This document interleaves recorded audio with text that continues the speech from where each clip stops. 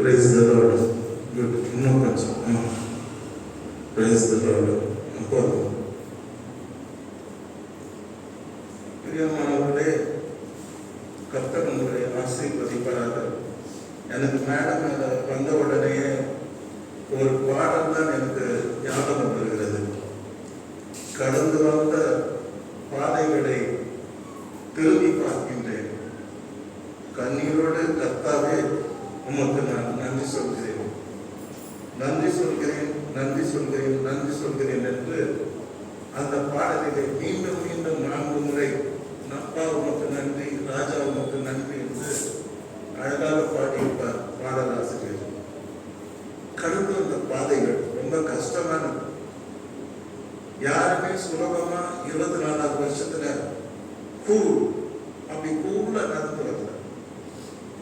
365 நாளும் we are struggling.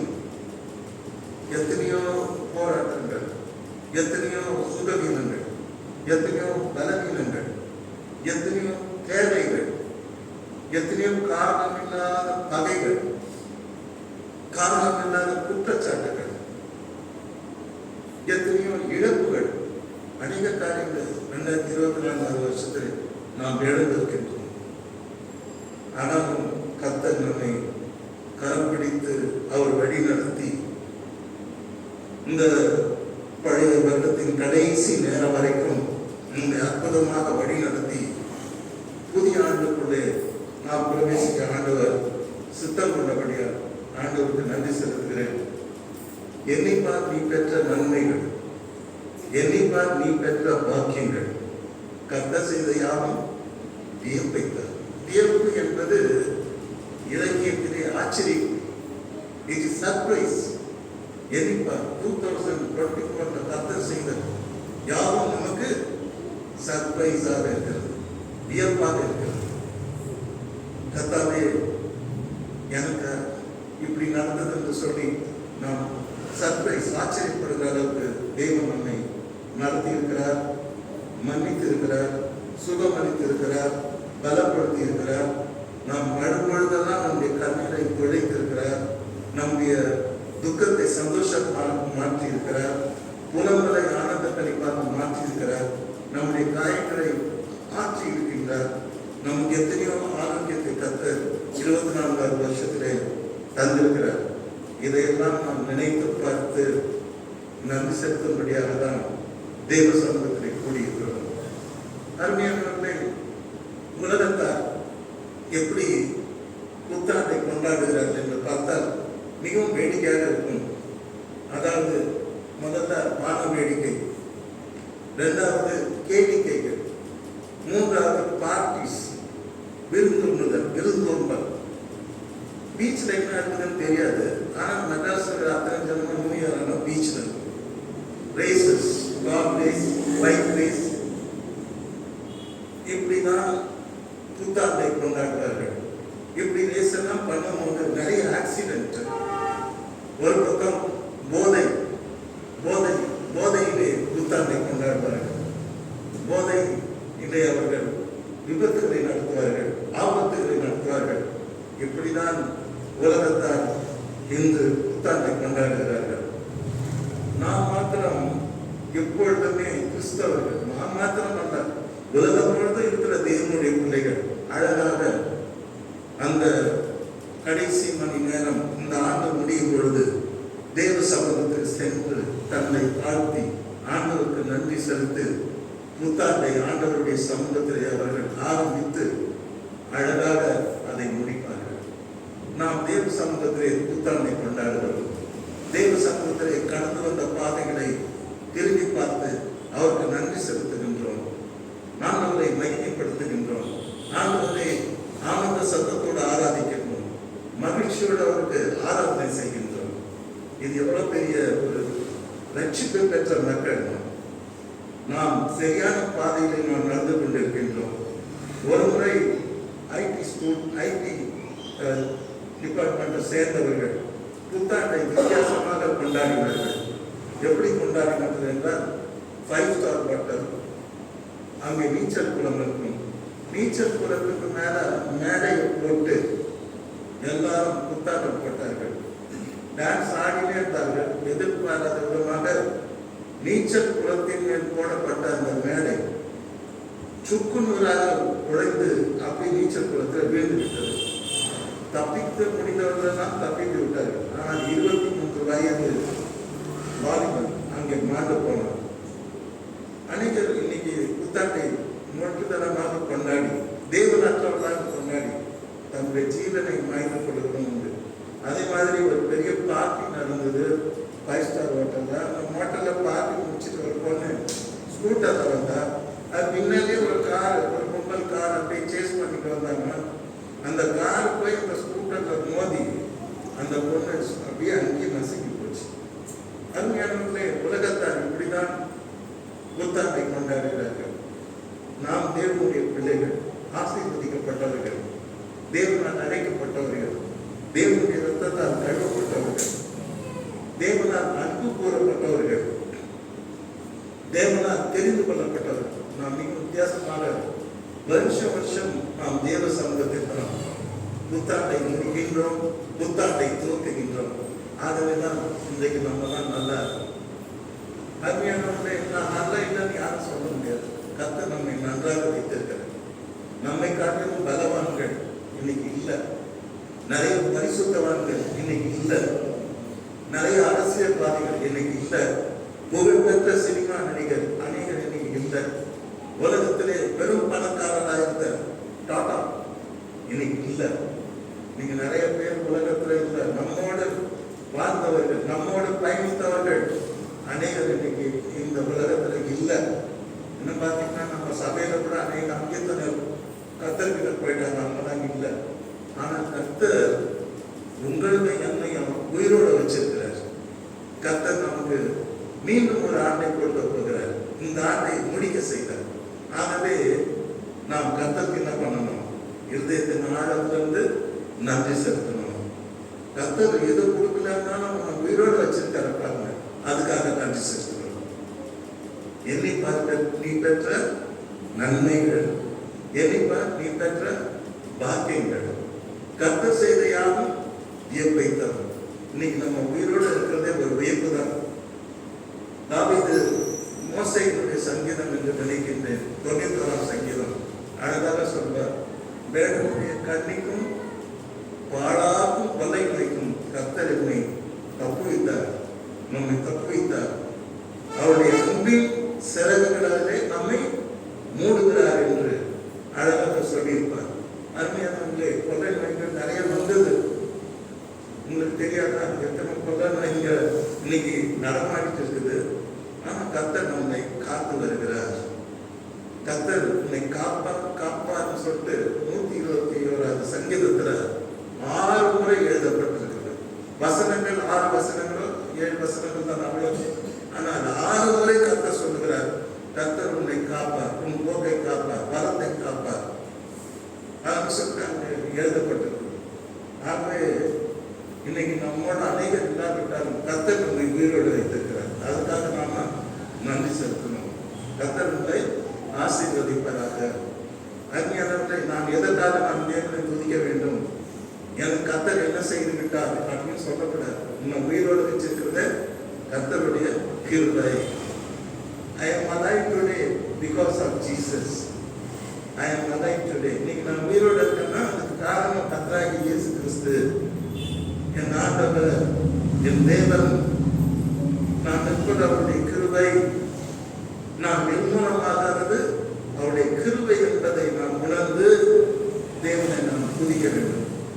என்னை பார்த்து பெற்ற பாக்கியங்கள், என்னை பார்த்து பெற்ற நன்மைகள், கர்த்தர் செய்த யாரும் தெய்வத்தை தரும். என்னை பொறுத்த வரைக்கும் நான் உயிரோட இருக்கிறேன்னா அவருடைய கிருபை, தேவன் பாராட்டின அந்த கிருபை.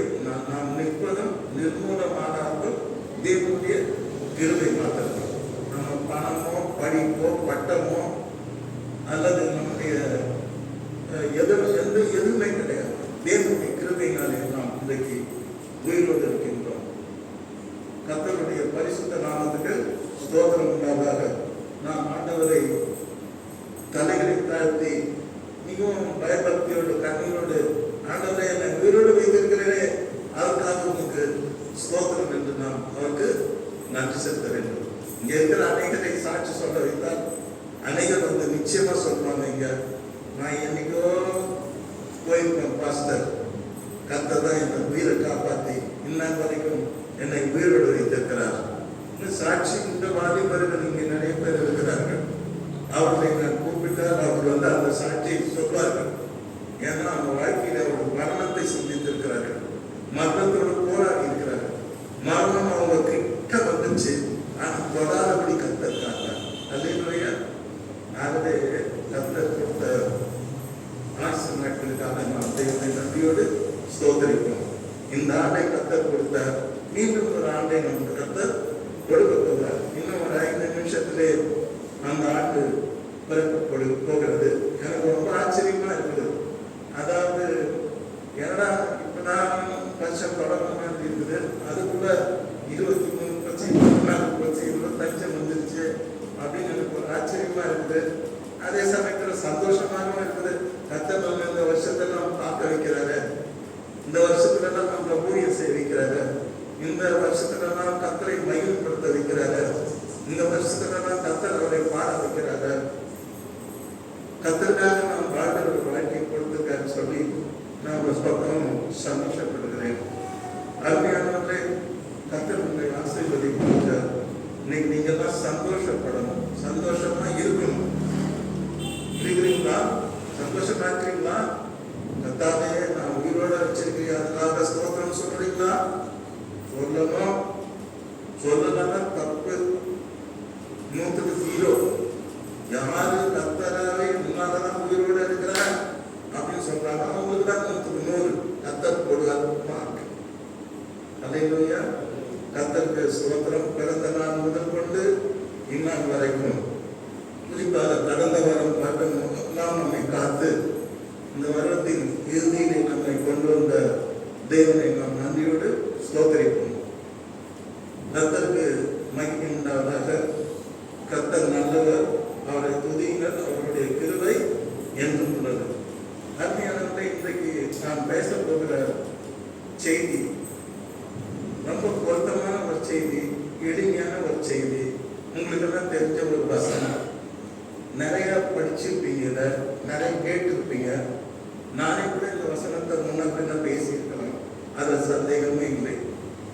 1 சாமுவேலின் புஸ்தகம் 7ஆம் அதிகாரம் 12வது வசனத்தை நாம் பார்க்கும் பொழுது அந்த இடத்துல வருகிற ஒரு செய்தி வருகிறது. அந்த வசனத்திலே, அப்பொழுது சாமுவேல் ஒரு கல்லை எடுத்து மிஸ்பாவுக்கும் சேனுக்கும் நடுவாக நிறுத்தி, இம்மட்டும் கர்த்தர் எங்களுக்கு உதவி செய்தார் என்று சொல்லி, இம்மட்டும் கர்த்தர் எங்களுக்கு உதவி செய்தார் என்று சொல்லி அதற்கு எபினேசர் என்று பெயரிட்டான். பெரிய கூட பார்த்தீங்கன்னா சில நிறுவுறாங்க, அப்புறமா கல்வெட்டுங்க நிறுவுறாங்க. இது இந்த காலத்துல இல்லை, இந்த ஆதி நாட்களிலேயே கல்வெட்டுகள் இருந்திருக்கிறது, நாணயங்கள் இருந்திருக்கிறது, என்ன சிலை வடிக்குது, இதெல்லாம் பார்த்துதான் வரலாறே எழுதுனாங்க.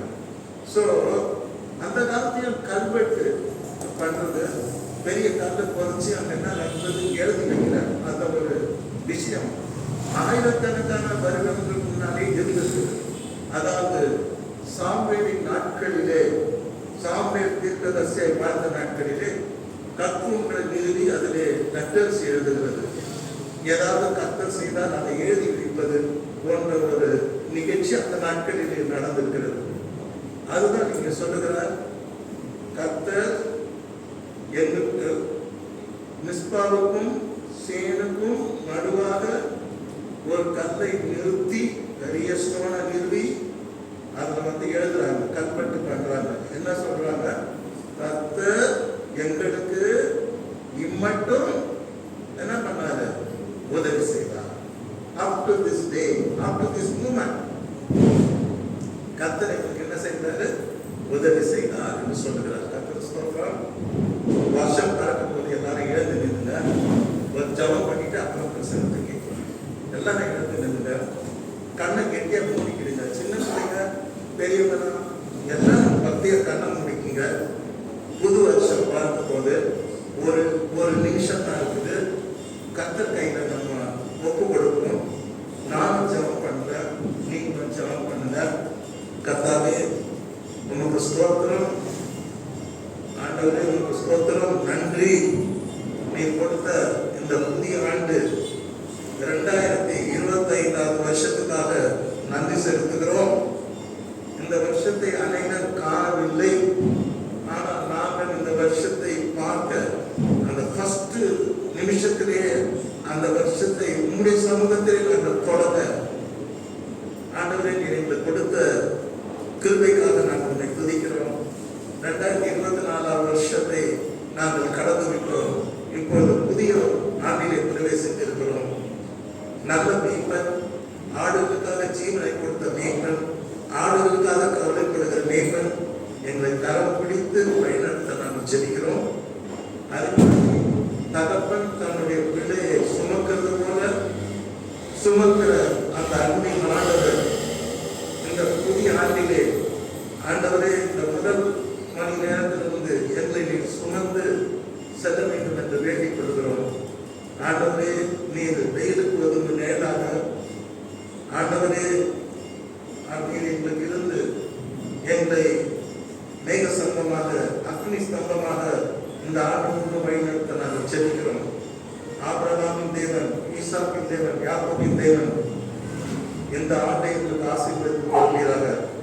ஆண்டவருடைய சபையாக இந்த ஆண்டு சமாதானத்தின் ஆண்டாக, சந்தோஷத்தின் ஆண்டாக, மகிழ்ச்சியின் ஆண்டாக, ஆண்டவரே இந்த ஆண்டு அவர்களுக்கு புகழ்ச்சியின் ஆண்டாக, கர்த்தர் உயர்த்தின் ஆண்டாக, ஆண்டவரே இவர்களெல்லாம் உங்களுக்காக நிறைய ஆத்மாக்களை ஆதாயம் பண்ணின ஆண்டாக நீர் மாற்றித்தர நாங்கள் வேண்டிக் கொள்கிறோம். ஆண்டவரே இந்த ஆண்டை நீர் மகிழ்ச்சியான ஆண்டாக உடைய பிள்ளைகளுக்கு மாற்றித்தாரும். ஆண்டவரே நீர் அப்படி செய்வது என்று நாங்கள் விசுவாசிக்கின்றோம். நாங்கள் உடைய மந்தை நாடுகளும் உடைய ராஜ்யத்தின் புத்திரரும் உடைய பிள்ளைகளுமாய் இருக்கிறோம். ஆண்டவரே உடைய அன்பு கருத்திலே எங்களை அர்ப்பணிக்கின்றோம். நீர் எங்களுக்கு ஆலோசனை தந்து எங்கள் மேல் கண்ணை வைத்து எங்களுக்கு ஆலோசனை தந்து எங்களுக்கு போதித்து எங்களை நடத்த வேண்டும் என்று வேண்டிக் கொள்கிறோம். இந்த ஆண்டு முழுவதும் எங்கள் பாதைகள் நெய்யாய் பொழியட்டும். உங்களுடைய பாக்கியம் எங்களிலே நிரம்பி வெளியட்டும். உங்களுடைய கிருபை எங்களை நன்மை எங்களை பின்தொடரட்டும். இந்த ஆண்டு முழுவதும் எங்களை பின்தொடர வேண்டி நாங்கள் வேண்டிக் கொள்வதெல்லாம் உங்களுடைய நன்மை, உங்களுடைய கிருபை ஆண்டவரே உங்களுடைய சபையாரை இந்த புதிய வருஷத்திலே ஆசீர்வதித்தரணும். அவருடைய கல்வியாவையும் படைத்தரணும். பலவீனங்களை பலப்படுத்தும். சுகவீனங்களிலே சுகம் தாரும். மகிழ்ச்சியான குடும்ப வாழ்க்கை தாரும். மகிழ்ச்சியான அபிஷியல் லைஃபை தாரும். மகிழ்ச்சியான போக்குவரத்தை தாரும். எல்லாவற்றையும் உடைய பிள்ளைகளுக்கு இந்த வருஷத்திலே ஆசீர்வாதம் தர நாங்கள் கொண்டாடுகிறோம். கொடுத்த புத்தாண்டுக்காக உங்களுக்கு கொடாக்கோடி ஸ்தோத்திரம். கர்த்தருடைய ஆசீர்வதிப்பதாக. ஆமென். எல்லாரும் என் ஆத்மாவை கர்த்தரை ஸ்தோத்திரம் சொல்லணும். புது ஆண்டுக்காக சொல்றதை நான் சொல்றேன். ஐயா கூட சொன்னேன்.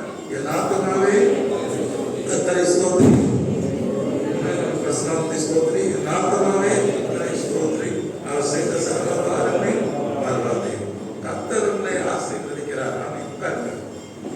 அருமையான சந்தையாரை அனைவருக்கும் அருள்நாதர் ஆண்டவர் இயேசு கிறிஸ்துவின் நாமத்திலே இதே கணிந்த இனிய புத்தாண்டு வாழ்த்துதலை உங்கள் அனைவருக்கும் நான் சொல்லிக் கொள்கிறேன்.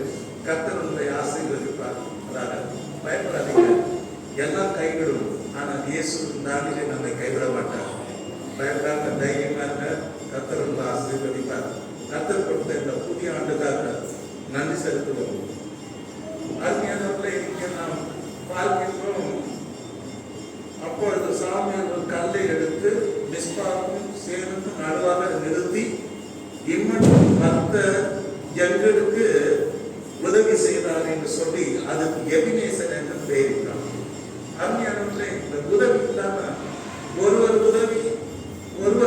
உதவி செய்வதுதான் வாழ்க்கை. ஆமாம் இல்லையா? கணவன் மனைவி உதவி செய்கிறார், மனைவி கணவன் உதவி செய்கிறார், பிள்ளைகள் பெற்றோருக்கு உதவி செய்கிறார்கள். இந்த சமுதாயம் நமக்கு உதவி செய்கிறது. ஒருவரை ஒருவர் சார்ந்து வாழ்கிறோம். அதுதான் வாழ்க்கை. ஒருத்தருக்கு ஒருத்தர் ஹெல்ப் பண்ணா நோ லைஃப். அதை நீங்கள் நான் ஒரு இதில் படித்தேன்னா அதை ஹெல்ப் லைஃப்னு போட்டுருந்தான்.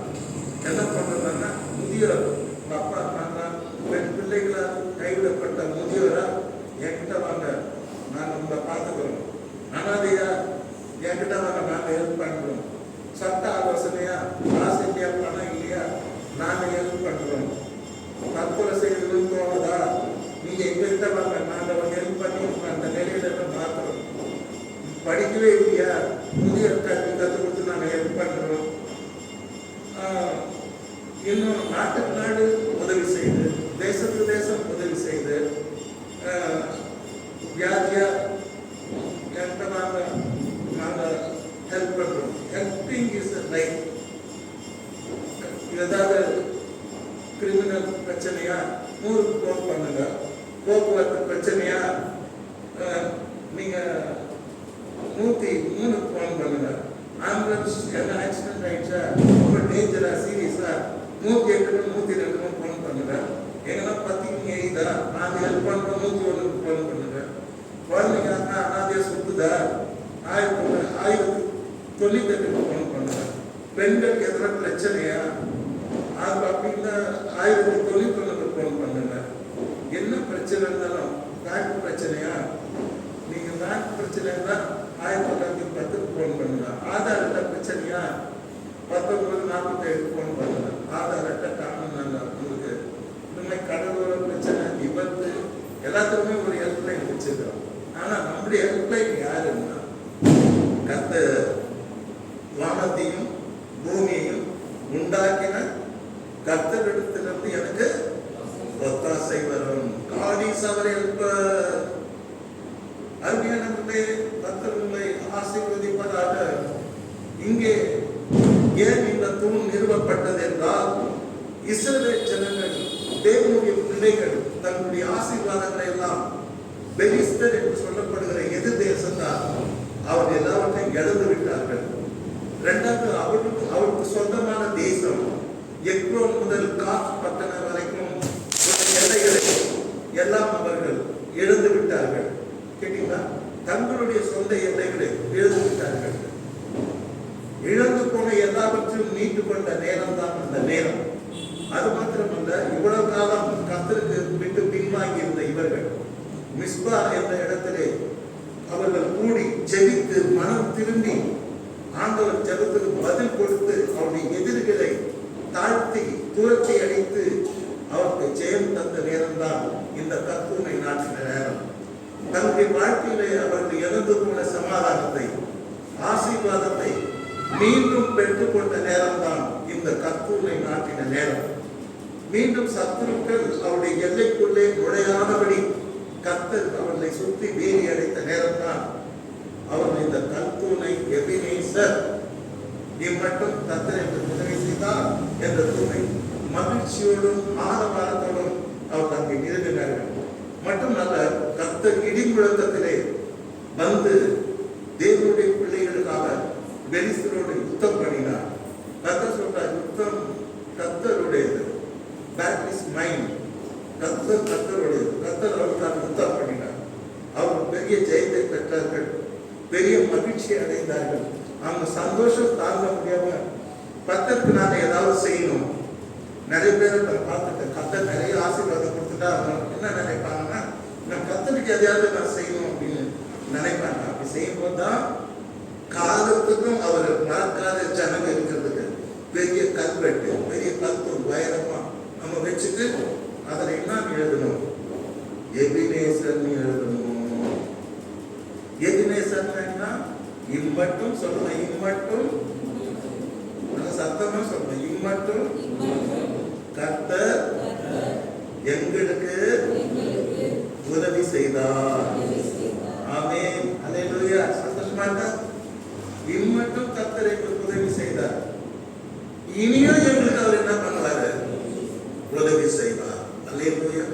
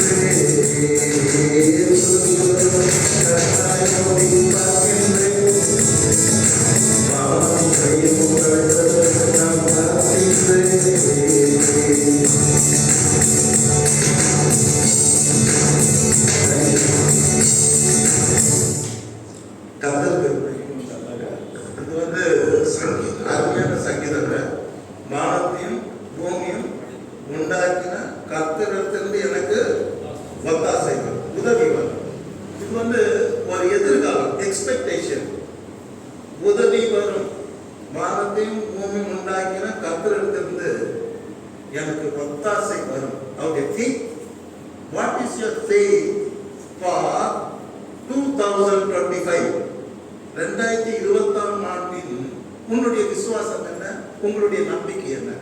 இதுவா தான் இருக்கணும். எதுவா இருக்கணும்? உதவி வரும் கண்மலை நோக்கி பார்க்கின்றேன். வானத்தின் பூமி உண்டாக்கின கர்த்தரிடத்திலிருந்து எனக்கு ஒத்தாசை வரும்.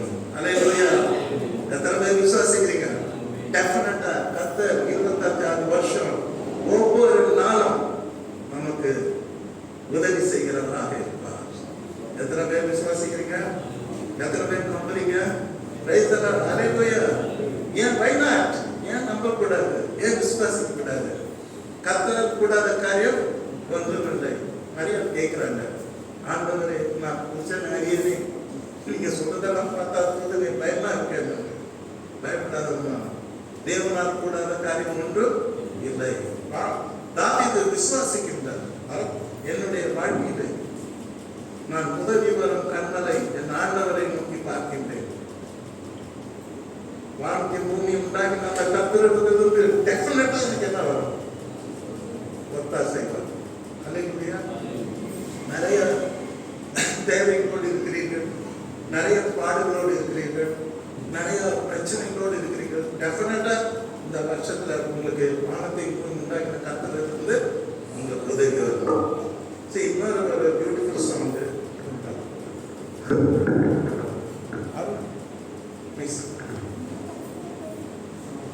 மட்டும் உதவியில்லை என்று பேசுகிறேன்.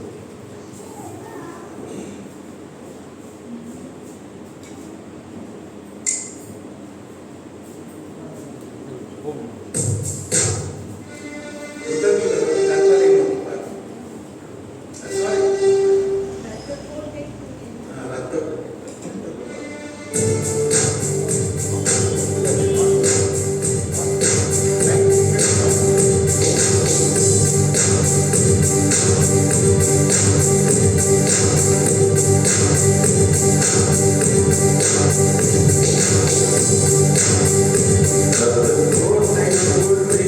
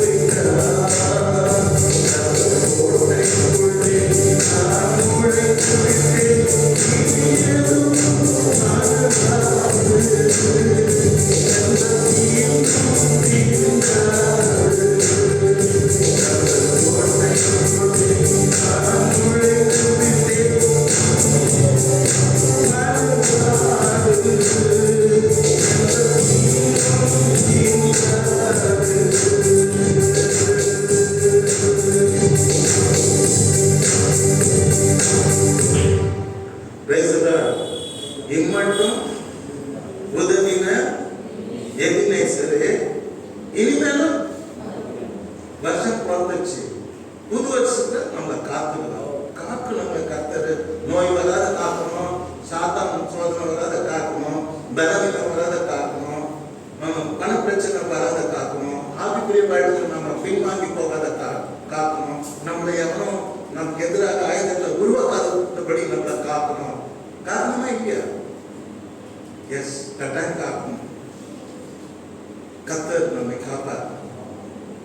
இம்மட்டும் உதவின எபினேசரே இனிமேலும் காத்திடுவார்.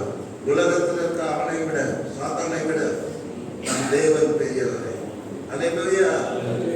Our God is great. யாரையும் அவருக்கு இணைய சொல்ல முடியாது.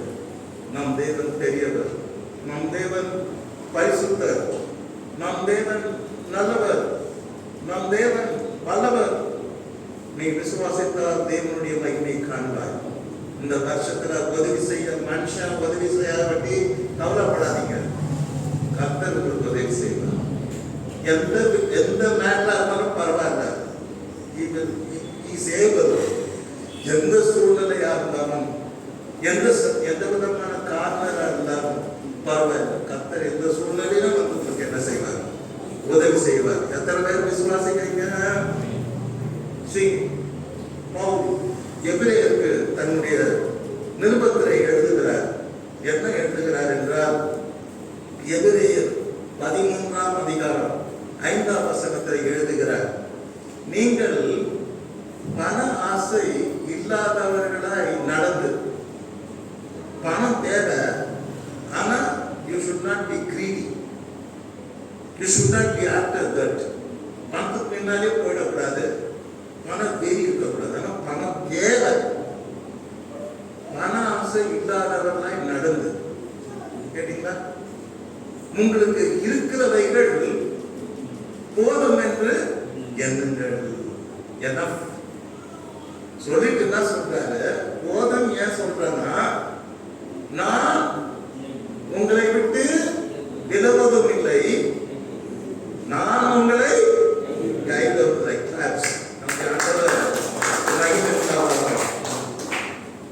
பணம் தேவைதான், ஆனா don't be greedy, don't go after that, don't be addicted to that. புரியுதா? பணம் ஆட்டி படைக்கக்கூடாது, பணத்தை நீ ஆட்டி படைக்கணும். அல்லேலூயா. அதான் சொல்லி கொடுக்குறார் விசுவாசிகளுக்கு. பணம் தேவைதான், பண ஆசைக்கு நீங்க கடவுள்கிட்ட பிரிச்சிடாதீங்க. சில பேர் அப்படியே பின்வாங்கி போயிடுறாங்க. என்ன, உங்களுக்கு இருக்கிறது போதும் நினைச்சுக்கிடுங்க. அவர் தான் சொல்லிட்டாரு. என்னன்னு சொல்லிட்டாரு? நான் உன்னை விட்டு விலகுவதும் இல்லை, நான் உன்னை கைவிடுவதும் இல்லை. அல்லேலூயா. let us have a conversation. நான் உன்னை விட்டு விலகுவது தெரியல. அது எடுக்க முடியுமா? மூலமான கதை இல்லையா? ட்ரை பண்ணுங்க.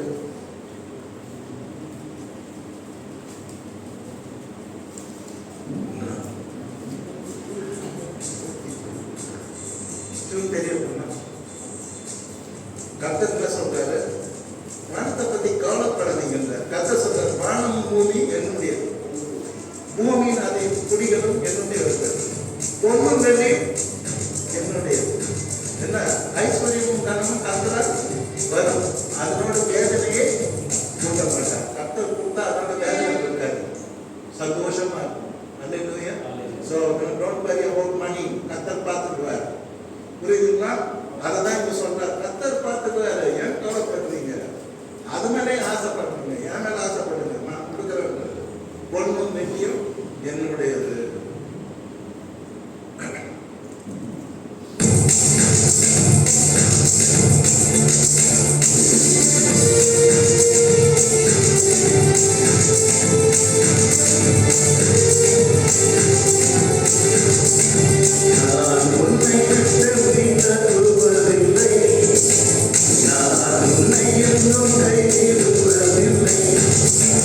நான் உன்னை விட்டு நீ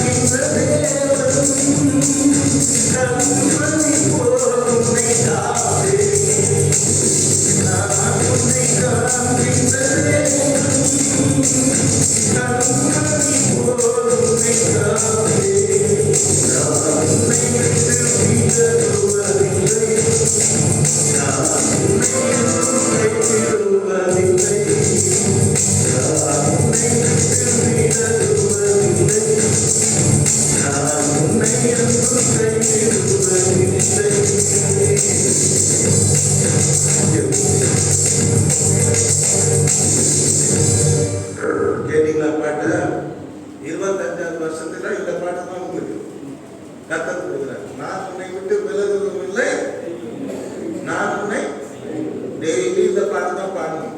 புரியுதா? புரிஞ்சுதான் புரியலையா? புரியுதா? புரியலையா? புரிஞ்சமா இது பாஸ்டர் ஆனா புரியுது என்ன தூக்குமே. See, God is telling.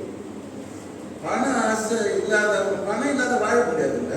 பொருள் இல்லாத உலகம் இல்லதான். ஆனா பணம் தேவைதான். ஆனா அது மேல வீடியோ இருக்காதீங்க, அடிக்ட் ஆயிடாதீங்க. நான் இருக்கிறேன், பார்த்துக்கிறேன், நான் பார்த்துக்கிறேன். நம்ப மாட்டீங்களா? உங்களை தான் கேட்க நம்ப மாட்டீங்களா? கத்துக்க முடியாதா?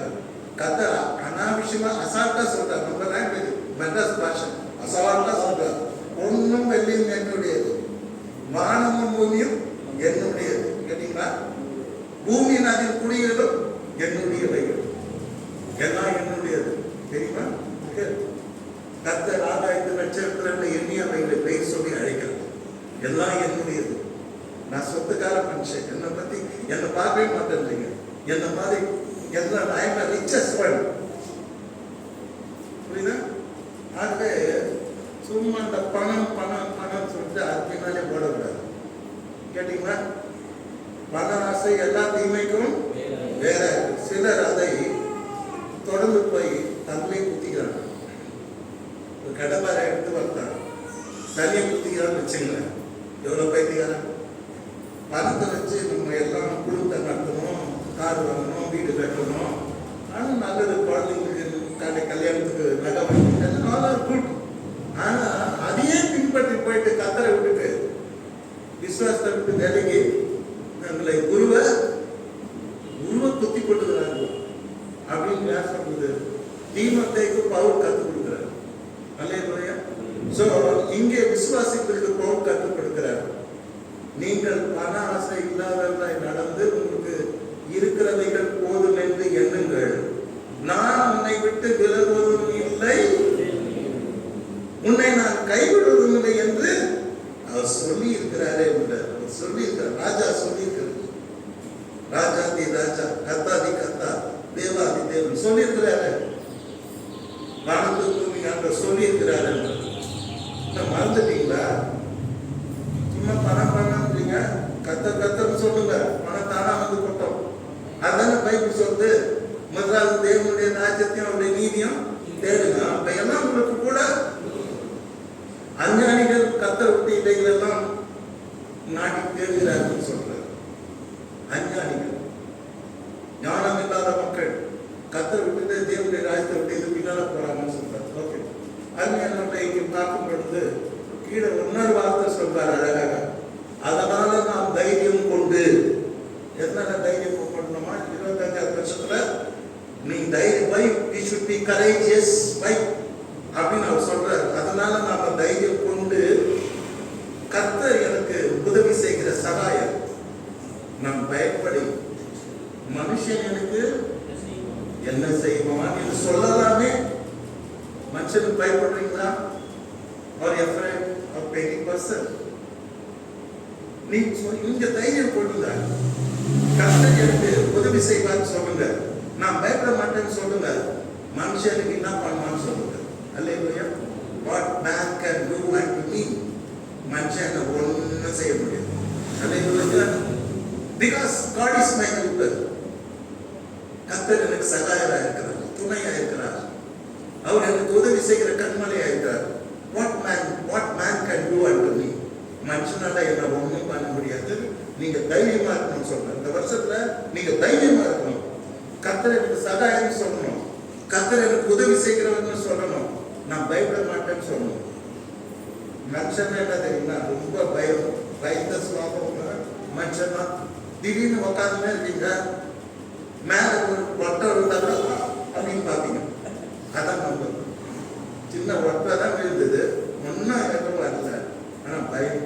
அதுதான் கர்த்தர் சொல்றாரு, நீங்க தைரியம் கொள்ளுங்க, கர்த்தர் எனக்கு சகாயம் சொல்லுங்க, நான் பயப்பட மாட்டேன்னு சொல்லுங்க. மனுஷன் எதனா நம்மள செய்வான்னா கண்ணு தராதீங்க. மனுஷன் எனக்கு என்ன செய்வான் என்று சொல்லலாமே. அல்லேலூயா. Very lovely words. ரொம்ப அழகான ஒரு வசனம். ஆகவே இந்த வருஷத்துல நீங்க ஆண்டவர் உங்களை விட்டு விலக மாட்டார், உங்களை கைவிட மாட்டார் சொல்லிட்டார். அதான் இந்த வருஷம்.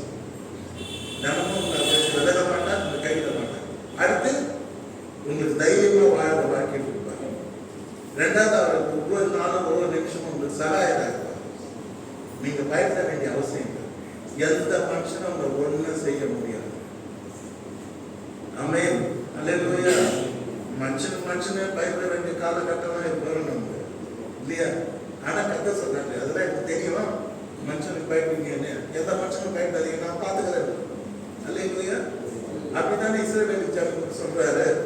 யுத்தம் நீங்க நின்று கொண்டு சும்மா இருப்பீங்க.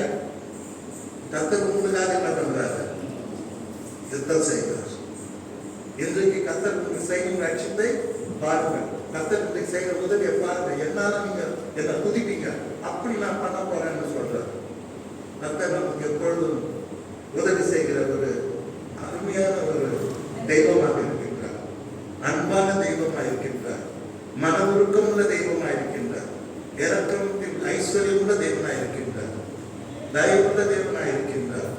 உருக்கமும் இறுக்கமும் நீடிய சாந்தமும் பொறுமையும் தயமும் உள்ள தேவனாக இருக்கின்றார்.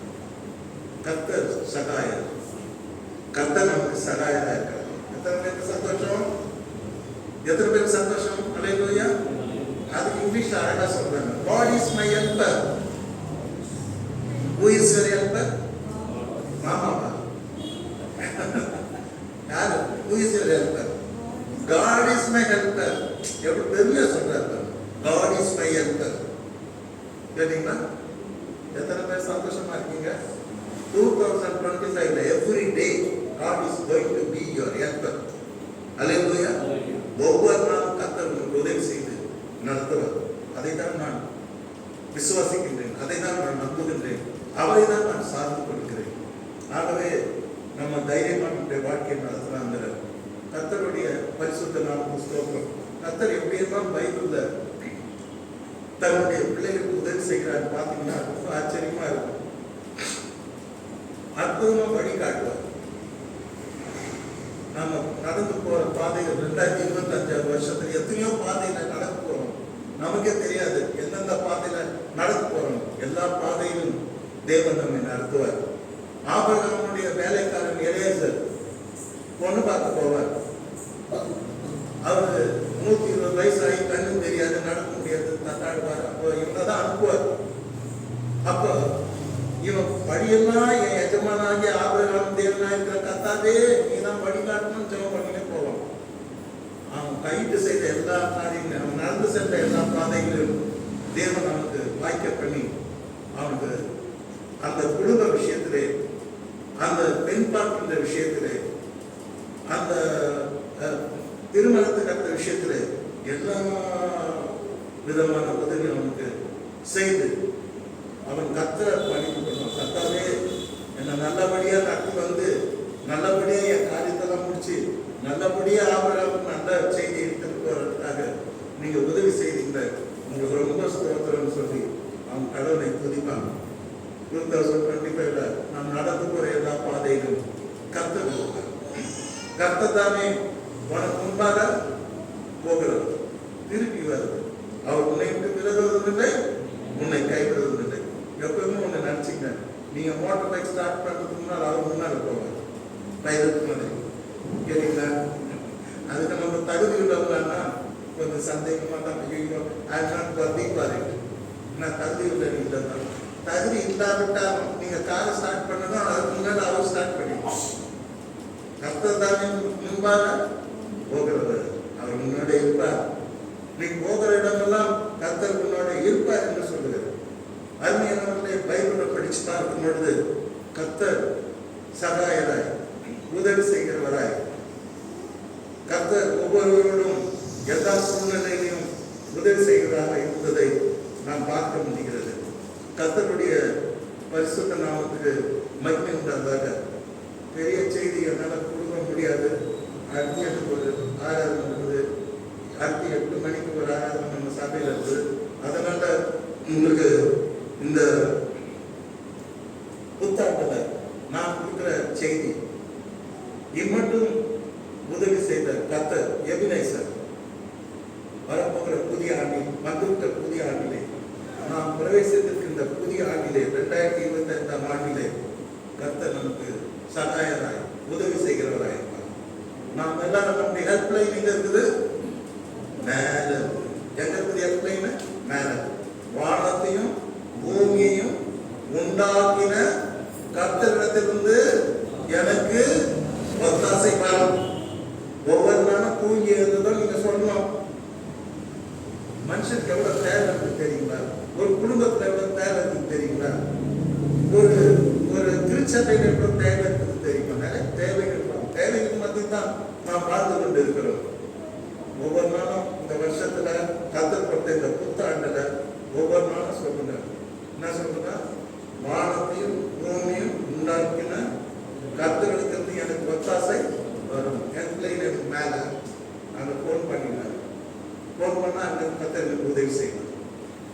மாதிரி என்ன சொல்லணும், இம்மட்டும் உதவின எபினேசர் இந்த வருஷத்துல எனக்கு உதவி செய்யும். ஆமென், அல்லேலூயா. சில ஜம்முனத்தை எல்லாம் நல்லா இருக்கும். யாரும் நம்ம எல்லாரும் இந்த வருஷத்தை கடவுள் அற்புதமா நடத்தி கொண்டது நல்லா வச்சிருக்காரு. நம்ம இந்த புத்தாண்டுல பிரவேசிச்சிருக்கிறோம். முதல் மணி நேரத்துல நம்ம நல்லா இந்த மாதிரி என்னைக்கும் இருக்கும். எத்தனை பேர் விசுவாசிக்கிறீங்க? சொல்வாங்க தமிழ்ல ஒரு வாழ்த்து, இன்று போல் என்றும் வாழ்தல், இன்று போல் என்றும் வாழ்தல். இதே மாதிரி நாம என்னைக்கும் இருப்போம். எத்தனை பேர் விசுவாசிக்கிறீங்க? காரணம் எபினேசர் நம்மோட இருக்கிறார். ஆகவே இம்மட்டும் உதவின எபினேசர் இனிமேலும் உங்களை என்ன பண்றார்? காத்திடுவார். அந்த நேரத்தை அவங்க காப்பாற்றணும். அதான் அவங்களுக்கு இம்பார்ட்டன்ட். அதனால தான் காத்திடுவார். இம்மட்டும் நடத்தின எபினேசர் இனிமேலும் உங்களை காத்திடுவார். சொன்னா நிறைய அவர் செய்த உதவிகள். நேரத்தின் அருமையை கருதி, அடுத்த ஆராதனை அருமையை கருதி நான் என்னுடைய செய்தியை முடிக்கிறேன். நீங்கள்லாம் சந்தோஷமா வீட்டுக்கு போகணும். பாடத்தின் உண்டாங்க கத்துறது உங்களுக்கு எல்லாம் வரும். எத்தனை பேர் விசுவாசிக்கிறீங்க? ஆமென் சொல்லுங்க. எத்தனை பேர் விசுவாசிக்கிறீங்க? அழாதீங்க, கவலைப்படாதீங்க. உங்களுக்கு ஒன்றும் ஆகாது. கர்த்தர் உங்களுக்கு நீடித்த ஆயுதம், ஆரோக்கியத்தை, எல்லா உலக ஆவிக்குரிய ஆசீர்வாதங்களும் இந்த வருஷத்துல உங்களை நிரப்பி உங்களை வழி நடத்துவார். கர்த்தர் தாமே உங்கள் அனைவரையும் இந்த புத்தாண்டை ஆசீர்வதிப்பாராக. ஆமென். எல்லாருக்கான